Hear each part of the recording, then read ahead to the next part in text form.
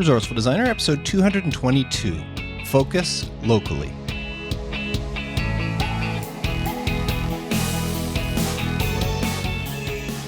Welcome to the Resourceful Designer podcast, offering solutions to streamline your graphic and web design business so you can get back to designing. And now, your host. He wants an Apple Watch, but keeps finding excuses not to buy one. Mark Descote. Welcome to the podcast. Thank you so much for tuning in. In this episode, I'm going to share ways for you to attract more local clients. And I'm going to share a resource for LGBT designers. Now, what have I been up to this past week? Well, there's really been nothing special going on. I've been doing mostly administrative work, some stuff on my own sites, and just some behind-the-scenes stuff on some client sites. I mean, it's all billable. Of course, not my own stuff, but the client stuff is all billable, but there was nothing really exciting. I did complete 2 podcast cover arts, or when I say complete, what I mean is the client got back to me with some minor changes, so I made some minor changes to them, and they approved, so they were done, so it's always nice to get those things finished. And I did have a long conversation with I was going to say a new client, it's actually an existing client before a new business, and it looks like we're going to go ahead with a complete branding strategy, a very big, very intense job. Right now, we only have a verbal agreement. I've set up time next week to meet with them. We're doing a discovery call, kind of a brand strategy session, which I am charging them for, just in case they decide not to go forward. So they've agreed to my price for that. And hopefully, if everything goes well, I'll get them to sign a contract and we're going to move forward. And this will be a very, very big project. So I'm looking forward to that. But other than that, it's just been a pretty slow week with a lot of minor things, nothing big. Worked on a few websites and podcast cover artwork, as I said, and my own stuff, but nothing too exciting. Now, that's not the atmosphere in the Resourceful Designer community. In there, there's always exciting things going on. I've had lots of great discussions around websites, around logo design. There's been some great critiques.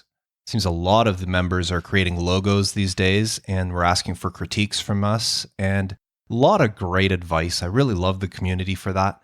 We helped one member troubleshoot having some issues with a website, and we were troubleshooting it, trying to figure out some stuff, and somebody else with some website issues. So it's a great community if you're looking for designers who get to know you and are willing to lend a hand when you run into a bind with a website or want some advice on a design that you're doing. This is the type of community you want to be a part of. Because as you get to know people, you get to interact with them, you get to trust them, you get to have confidence in their work and their abilities and what they say. So when they do offer criticism on some work, you can take it and understand where it's coming from. And you know that it's not just some random stranger in a Facebook group saying something and you have no idea what their background is. So the community has quickly become a great resource for all of us, a place we turn to first before anywhere else, where we mentor each other, help each other, boost each other up, and hold each other accountable for various things. Now, if that sounds like something you'd be interested in, if you want to take your design business seriously and grow as a designer and improve everything there is about your business, then why not join and become a member of the Resourceful Designer community? To find out more, visit resourcefuldesigner.com/community. And now, this week's Resource of the Week. Now, if you've been listening to the podcast for a while, you may remember back in episode 141 where I talked about why you should join your Chamber of Commerce. And that's not the only episode I talked about that. In many episodes, I've talked about joining your Chamber of Commerce. It's a great way to help build your business. Well, just recently, I was made aware of that there are special Chamber of Commerces out there for the LGBT community. Now, at the time I'm recording this, Pride is going on, at least here in Canada. I think it's worldwide, but there's a lot of Pride activity going on in Canada. And on a local news program, they actually had the director of the Canadian LGBT Chamber of Commerce on there. And that was new to me. I didn't know this existed. But what a great resource for anybody in that community. Now, I'll give you 2 websites here. The Canadian LGBT Chamber of Commerce website is cglcc.ca, and the one in the US is nglcc.org. Now, I'll include links to those in the show notes. But if you are a member of the LGBT and plus community, I know the websites just use the 4 letters, but there's lots of other letters that can be involved there. If you're a member of any of those, then you may want to check this out. They offer some great resources to help people build and grow their business and their network. They offer a way of connecting businesses. So if you want to deal with somebody else that's in the LGBT community, they have a great resource for other businesses that you can work with, suppliers and contractors and all of that. So when I saw this news segment, I just thought I had to look this up. I had to do a little bit of research. And I think this is a wonderful resource for anybody that falls in that community. And if you don't associate as LGBT plus, there's still your local chamber of commerce that will do similar things for you. I'm a big advocate of Chamber of Commerces, and that's why I was just so happy to see when I discovered this. And in hindsight, it's like, why would I think there wasn't one of these?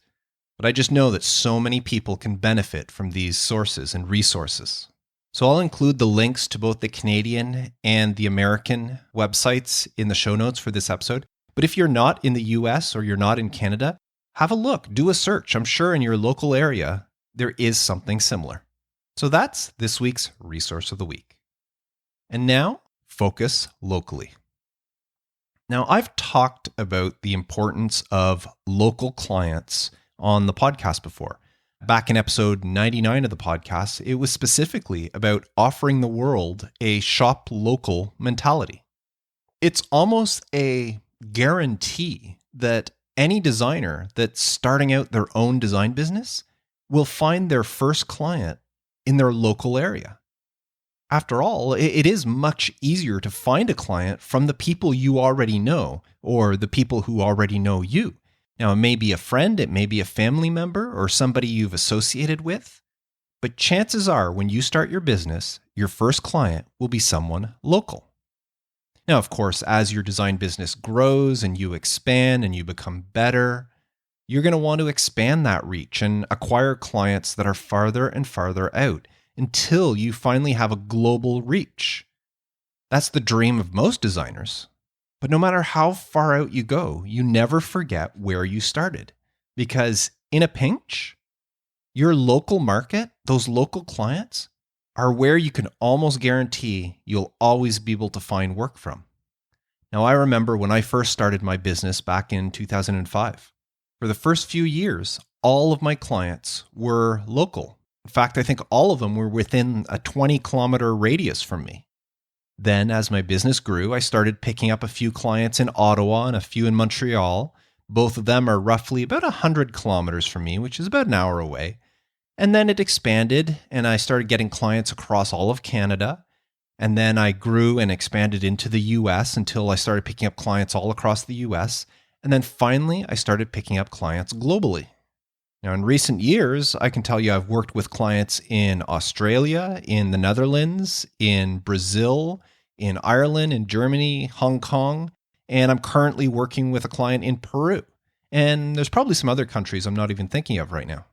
But even with that wide spanning net of clients, I can tell you that I have the closest connection, the best relationship. And if you've listened to the podcast before, you know how important building those relationships with clients are.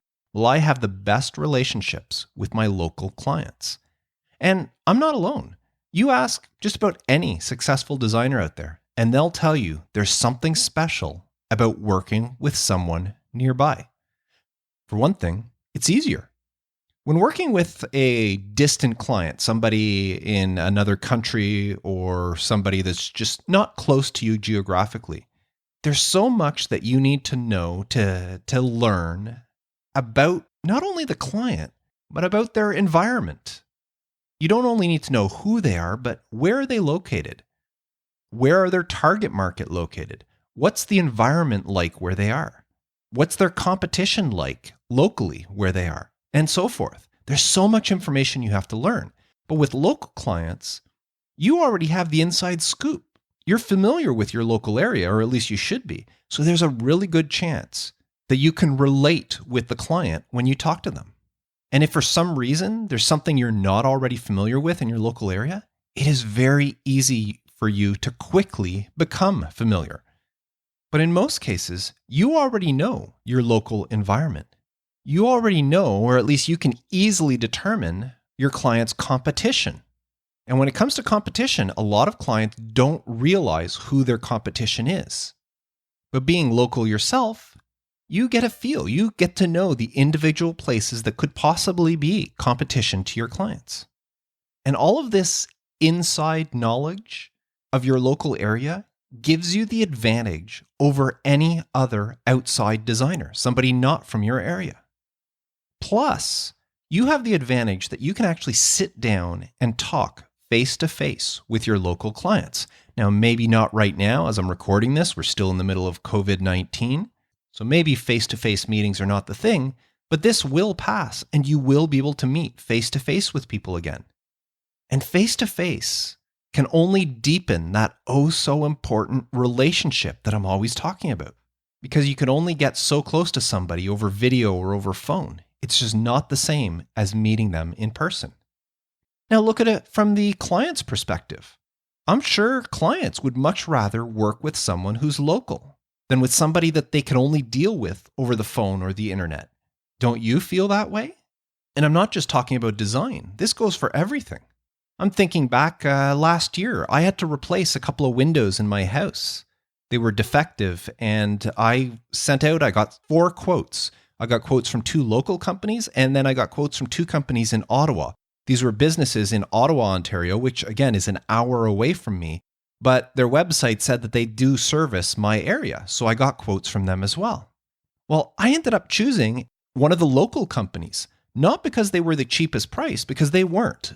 They weren't super expensive compared to the others. They were just a little bit more, but I ended up going with a local company because I just felt more comfortable knowing that if there was a problem with my windows, I can contact somebody who was only 10 minutes away from me as opposed to contacting a company that was over an hour away from me. So whatever it is, the local mentality is there for everything, and that includes design. Not to mention, it feels good to support local businesses. Now, the funny thing is even with all this, I know I have local clients that I've been doing work for years that I've never actually met in person. They called me up on the phone, we talk all the time, but I've never actually met them face to face. But these clients still tell me that they like working with me because I'm in their area. They feel a connection, even though we've never actually met in person. And right now, during the crisis the world is facing, I'm recording this at the end of June 2020. And as I mentioned, we're right in the middle of the COVID-19 pandemic, or some places are still in the middle. Where I am, it seems to be on the tail end, but nobody knows for how long this is going to go on or if there's going to be a resurgence. But where I am right now and around the world, businesses are starting to open up again. They're allowed to start working, to open their doors, to allow people in.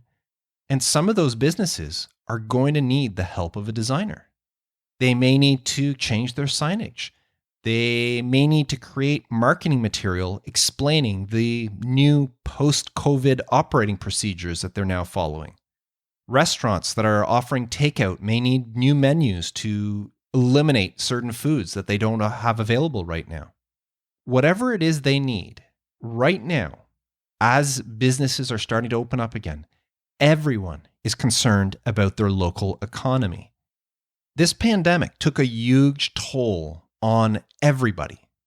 So the smart bet right now is that any local business in need of a designer is much more likely to start their search locally and then expand their search outwards until they find the person that can help them. They're not going to start looking around the globe to find a designer right now. Right now, they're in a pinch, and the closest the person is to them is their best option. And that person should be you. Now, all this talk about focusing locally and making sure that you're doing business with local people is great, but how do you ensure that you're found by your local market? When they do a search, how do you know that they're going to find you? Well, I'm going to share some things that if you don't already have in place, you should really think about implementing them as soon as possible. Now, number one is just focus your presence locally. Your website should have your local address on it. I see so many designers make this mistake. They think that I'm a designer, I can work with anybody around the world, so why should I put my address on my website? Well, the thing is, by putting your address on your website, you are much more likely to attract the local businesses. And you're not really alienating yourself from elsewhere, because somebody who has the mentality that they don't need to shop locally, they're not going to bother looking at the address in your website. But those that are shopping locally will. And if you don't have an address on your website, those that are shopping locally will probably not hire you because they don't know where you are. So make sure that your website does have your address on it. And then just your local presence. If you have business cards, which you really should have business cards as a designer, drop them off at local businesses. If you have flyers or postcards or all that, drop them off at places that may require your services. And that's anywhere you can. And don't be afraid to drop business cards off at the most unlikely places. I know my local car wash. It's one of those places where you get out of the car and somebody takes it and cleans it all for you. Well, my local car wash has a board full of business cards. And I know I look at it all the time and I put my business card on that board. And if I happen to notice that it's not there anymore, I'll add a new one, because you never know when somebody will connect with you. And then try to reach out to any business that works with local businesses. Banks in the area, stop and talk to them. Drop off your cards with them and say, if you have any local businesses that are in need of a designer that are starting up and they may need somebody, here's my information. If you have a local economic development council or something like that, get in touch with them. Let people know who you are. And that kind of brings me to step number 2, which is join local organizations. I've already talked up Chamber of Commerce's. You should definitely be a member of your chamber. Not only do they list you in their directory, but they are a great source. And right now, a lot of businesses are turning to their chamber to find out who can help them get back on track after COVID. So join your chamber. Join any other business groups. Find out. Your chamber may tell you. You call your local municipality. They'll tell you if there are any other business groups in the area that you may want to join. You might also want to get involved with some local charities. I know that when I was on the board for my local Habitat for Humanity, I got a lot of business out of that. Not only were fellow board members more inclined to hire me because I was there and they got to know me, but just having my name associated with that helped my business out. And there's plenty of other networking groups you can join. Now, right now, I don't know of any that are meeting face-to-face, but that doesn't mean they're not still meeting and you can't still join. I did 2 episodes, a 2-part series, episode 191 and 192. We're all about design networking groups and just networking in general. So join local organizations and groups and that can help spread your name, because that's the idea. You have to get your name out there. It's not who you know that will get you clients. It's who knows you. That's how you grow your business. You put your name out there, and then when somebody needs something, they'll know who you are and they'll reach out. Now, on top of joining these organizations or getting involved with these groups, you also want to make sure that you're listed in as many local directories as you can.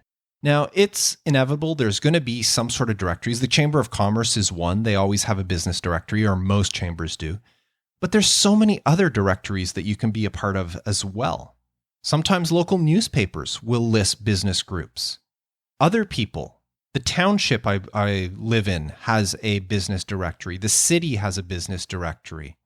There's one for Eastern Ontario. There's one for all of Ontario. Make sure you're listed in all of those. And sometimes there's special directories. I know our local arts council has a directory for artists, all sorts of artists. Well, graphic design falls under their mandate, so I'm listed in that one as well. And don't forget Google My Business. Make sure you set yourself up for that. And I shared this tip earlier on a podcast episode. If you're going to create a Google My Business account, make sure that your address in your Google My Business is exactly the same as the address on your website, meaning everything is word for word the same. If you live on something street and you write out STREET on your website, don't put ST dot on Google My Business. Make sure it's spelt out. If you're on 6th Street, don't spell out 6 on one place and write 6th on the other. Make sure it is identical. That way, Google knows 100% that Google My Business entry is associated with your particular website, and it connects the two better. And look on other things like Yelp. See if you're on Yelp, or if not, create a profile on Yelp that can associate your business to it. So look for any directories that are in your area. Search business directories and your city, your town, your township, and make sure you're listed. And then step number 4 is work on your local SEO. Now, if you do any sort of web work, you should know a little bit about SEO, and you should definitely know the importance of SEO. However, not everyone knows the importance or how to go about doing local SEO. Now, I'm not going to go into an SEO course here, but local SEO does require a slightly different strategy to ensure you're not only found by local searches, but that you show up at the top of those local searches. Now, I know the resource that I used is I actually used a Udemy course specifically geared toward local SEO. I took this several years ago. But if you're interested in that, have a look, resourcefuldesigner.com/Udemy, and take a look to see if there's a local SEO. Because even if you know a lot about regular SEO, there's some different tactics for local SEO. I talked back in episode 75 of the podcast on the importance of landing pages to attract new design clients. Well, landing pages are a great way to attract local SEO. You create pages specifically geared to your local area, and they become much more important in Google's eyes when somebody local is searching. So make sure you look into that. And it's not as in-depth, or I don't know if that's the right way to say it. There's not as much involved with creating good local SEO as creating good SEO overall. It does require a little bit of a different strategy, but it's a lot easier to do it locally than it is to do it on a global scale. And finally, step number 5 is to invest in some local targeted ads. Now, the best thing you can do is target your local market through Facebook ads, Instagram, which are often you can do them together. LinkedIn ads are a good one, and even Google ads. Google ads work really well on a local market because you can tell Google that anybody searching within this certain area, like say a city, you can say anybody within this city that is searching for this term, put my ad first, and you're paying to show up. So yes, it is a pay per click, but you're guaranteed to show up at the top of the list whenever somebody uses that particular search term. So if you can figure out what people are searching for, if they're looking for, who knows, graphic designer in Toledo, Ohio, then you purchase a Google ad for that search term, graphic designer, Toledo, Ohio. And it is a little bit of an auction-based thing, but if you're spending enough on your Google campaign, you will show up as the number 1 search when they type that in. So use that, and Facebook ads targeted locally work great. I don't know about you, but when I'm scrolling through Facebook, if I see an ad for a local business, somebody that maybe I don't know very well, but I've heard the name, I'm much more inclined to check it out, or at least stop and look at the ad, than I am for some random business that targeted me because I visited some website that had nothing to do with anything I was interested in, really. So if you want to make a big impact locally, focus on locally targeted ad. And locally targeted ads are much easier to handle and to manage and less expensive than doing a broader ad. And you get much higher success rate. So they're really, really worth it. So there are so many clients and so many businesses out there that can use a designer just like you. And even though it is great to be able to say that you have clients all around the world, make sure you don't neglect the ones that are in your own backyard. Because when it comes down to it, they're the ones that are going to be the most loyal to you. They're the ones that are going to stick with you when times get tough. And they're the ones that are most likely to refer you to others.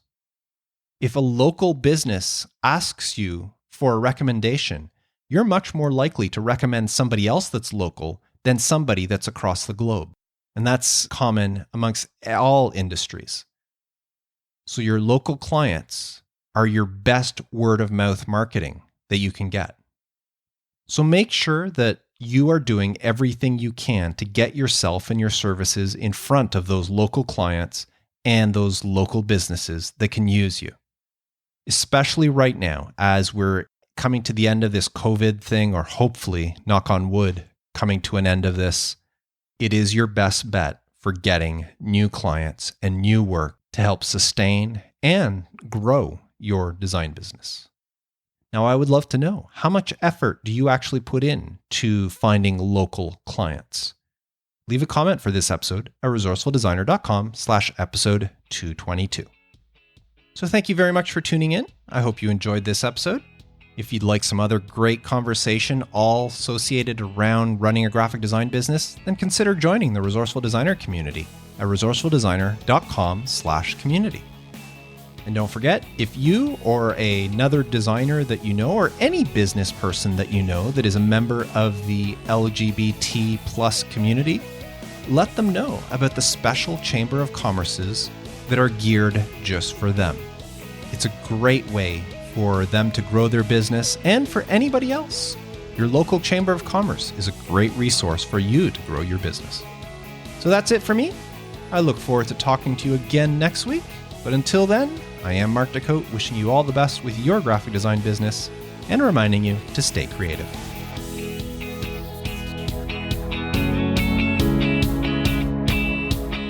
Thanks for listening to the Resourceful Designer podcast at resourcefuldesigner.com.